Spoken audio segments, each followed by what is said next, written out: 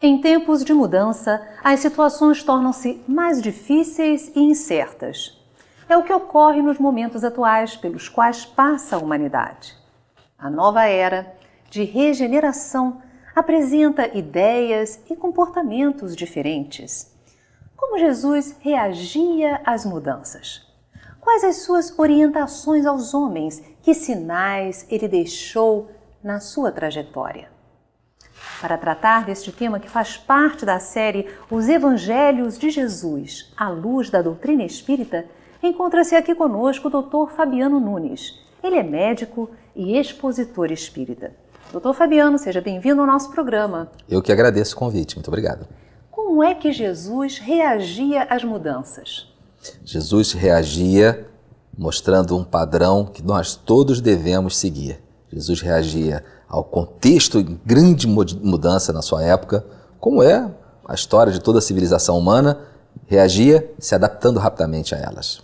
Se adaptando. Exatamente. Que exemplo o senhor nos pode trazer hoje sobre esta adaptação? Olha, imagine o seguinte, muitos dos conflitos internos que nós passamos se deve a não estarmos conseguindo nos ajustar às situações que mudam na nossa família, no nosso trabalho, no dia a dia, na instituição religiosa, enfim. O mundo é um mundo em constante mudança e hoje em velocidade ciclópica. Então, a falta de capacidade de nos adaptarmos a essas mudanças vem levando a conflitos interiores.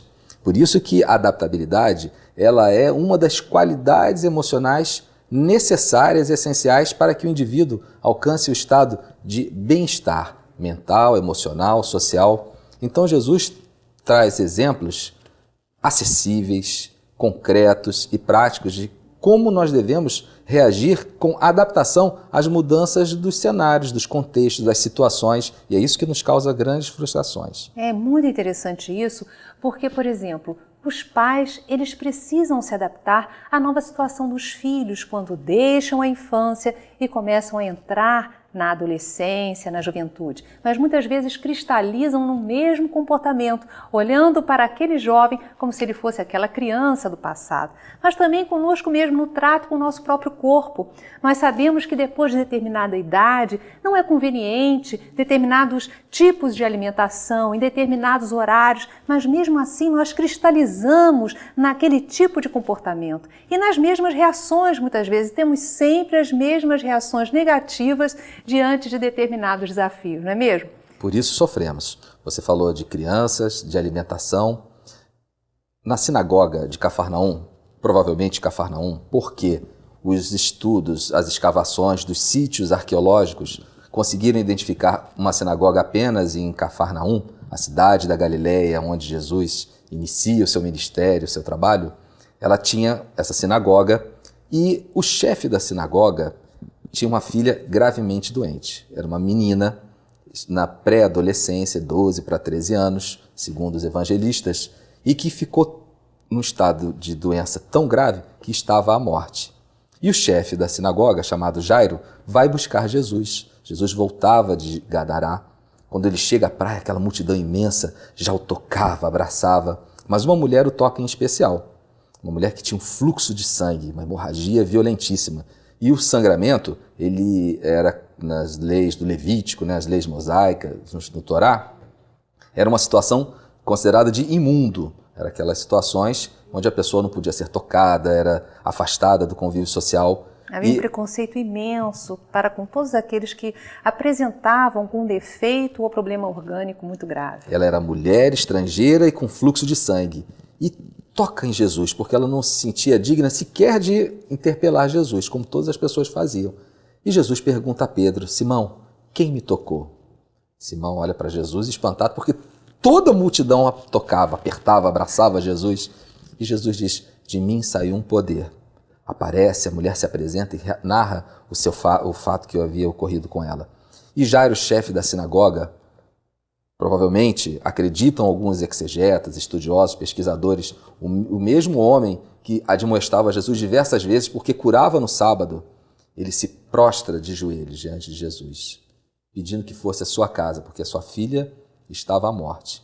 Então, somente uma situação familiar grave, iminente, que nos faz sair daquele estado de arrogância, prepotência, soberba, anos agindo da mesma maneira, como você mesmo disse, e mudar radicalmente. E Jesus jamais desperdiçava uma oportunidade de reeditar o filme do inconsciente. Levanta Jairo e vão até a casa de Jesus. Mas antes disso, chega um homem da casa de Jairo, do chefe da sinagoga, que informa que a menina já havia morrido. Mas Jesus vai até a casa de Jairo. Quando entram em casa, as pessoas já estavam chorando, porque sabiam que a menina havia morrido. Jesus diz a Jairo: crê somente, a sua filha não morreu, ela dorme. E entram na casa Tiago, João, Pedro, Jairo e a sua esposa e Jesus. E quando Jesus entra, segura a mão da menina. Menina, levanta-te. E o evangelista Lucas diz que o espírito retorna. Ela estava num estado de morte aparente. E ela abre os olhos. A família explode em alegria, em felicidade. E a humildade de Jesus diz a Jairo: deem a ela algo de comer. Como se a comida realmente fosse importante. Entretanto, a ciência médica hoje, mal o paciente começa a melhorar, ou às vezes até mesmo os pacientes em estados graves no CTI, recebem alimentação precocemente, pela importância da alimentação. E Jesus diz: dê a ela de comer e não contem a ninguém. Mas obviamente eles contaram para todas as pessoas, até porque havia uma multidão seguindo e acompanhando Jesus. Então observe, poderíamos nós, numa situação dessas, reagir. Afinal, era um antagonista de Jesus, era uma das pessoas que o admoestava, que era um dos seus opositores. Ele se adapta àquela situação, tanto da mulher hemorroíça, quanto daquele chefe da sinagoga que sai da sua posição de arrogância e se transforma num humilde em súplica. Né? Agora, doutor Fabiano, como alguém pode construir, pode ativar essa possibilidade de adaptação às situações? Porque não é fácil.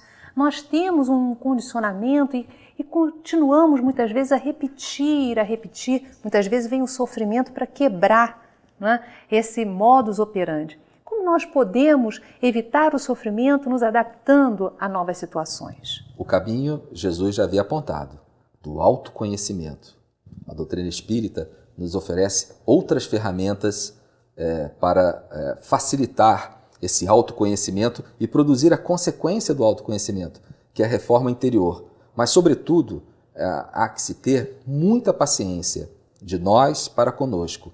Observe, uma certa ocasião, em Cafarnaum, Jesus estava em casa, mas monitorava psiquicamente tudo o que acontecia com seus discípulos. E eles entram em casa em silêncio.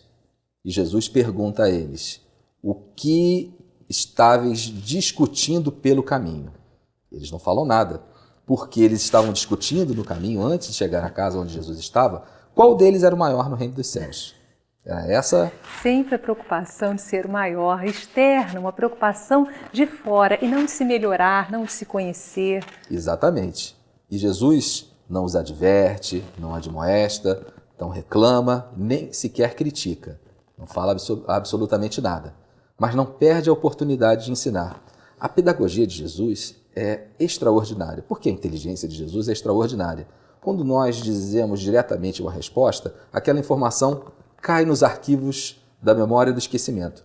Mas quando nós ajudamos a outra pessoa a raciocinar, ela jamais esquece o aprendizado. Então Jesus ensinava as pessoas a pensar, ensinava as pessoas a refletir, ensinava as pessoas a chegarem às suas próprias conclusões. Por isso ele respondia as perguntas com outras perguntas. E nesse momento ele não fala nada.